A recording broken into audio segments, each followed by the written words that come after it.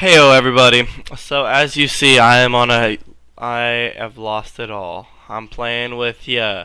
So what I've actually done is ultimately last night I was looking into what I want to accomplish within my dividend stock portfolio. And I was looking at different platforms on what to do it on, and I was looking at Robinhood a lot due to there being no commissions and no fees and stuff like that. And that I think that's honestly what possibly sold me on going to Robinhood. As you see on the right, though, I have made some ultimate decisions. My stock portfolio, I have sold the majority of them.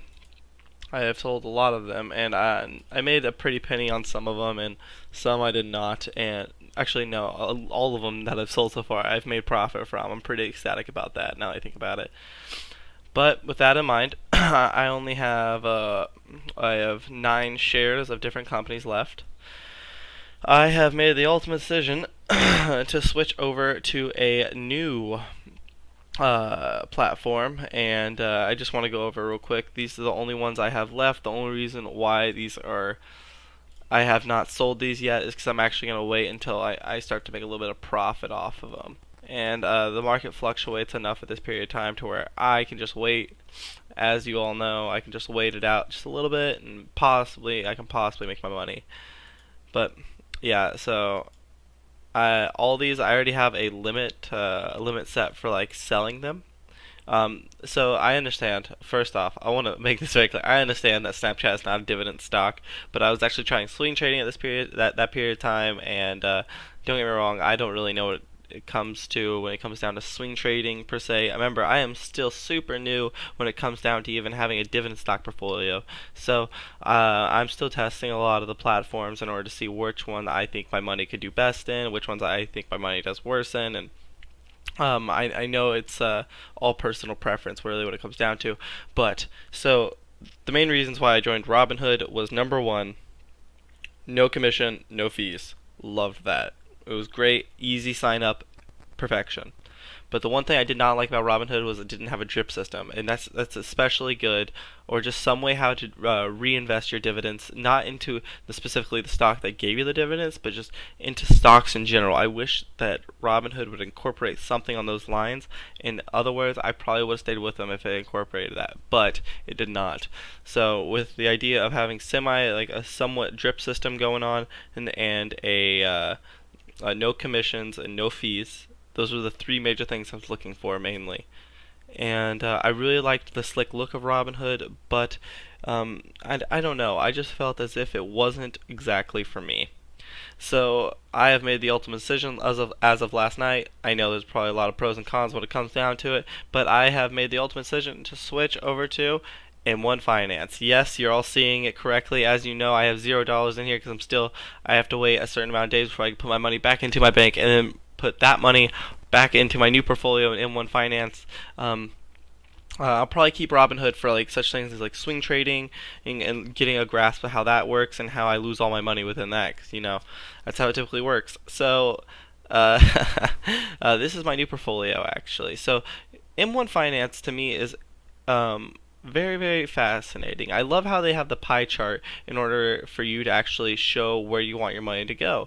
So the way how it really works is if you've never seen it before, it has zero commissions, zero fees, and with that in mind, it also has I wouldn't even call it really like drip, because drip it I believe drip system. Correct me if I'm wrong. Remember, I am new. It goes directly back into the stock that gives the dividends. So the dividends goes directly back into where it came from, and then just puts your money where it came from. So technically, your money's working for you at that point of it. But in one finance, the way how it works is, let's say I throw in $100 bill. Okay, you can see right here. This is the one that gives me the most. Sorry about that. Let's say I put a $100 bill in. 10% right here, the target. 10% of that $100 bill will go into this. So $10 will go into this, and with that in mind, 3% of that $100 bill will go into Apple. 3% will go into AT&T, so on and so forth. And the reason I love this is because it properly distributes it, at least in my perspective, because it allows you to have fractional shares. So I can actually start buying into the bigger companies. The one I'm most excited about when it comes into getting fractional shares, when it comes to bigger companies, is Boeing. I know because Boeing, I believe, is $337.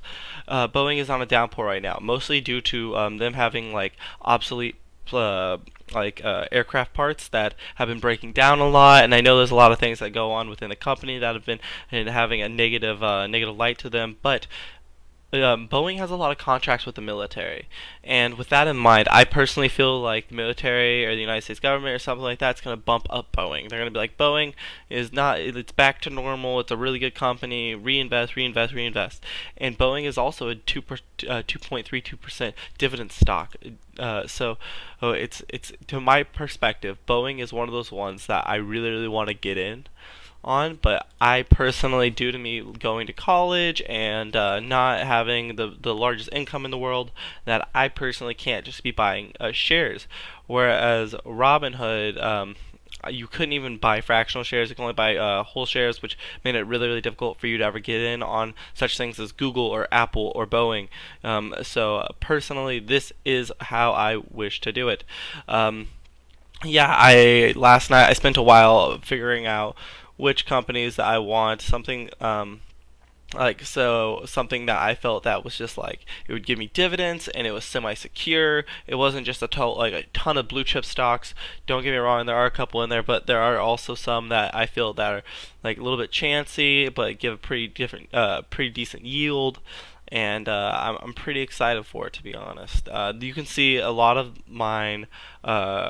I believe I covered all of the ones I had over in Robinhood. I transferred them over. So like I picked all the ones such as LTC. With LTC properties, I also had that in Robinhood. I sold those for a profit, and now I'm gonna start reinvesting them to over here. So then the dividends goes directly into it. It's a very automated system. That's why I chose M1 mainly, is because it's automated. So you you get the dividends, it goes right back in, and I'm gonna have it to where it takes out a certain amount every month. So it just does it for you to a standard, and I really really like that, and I love to see my investments grow over a period of time.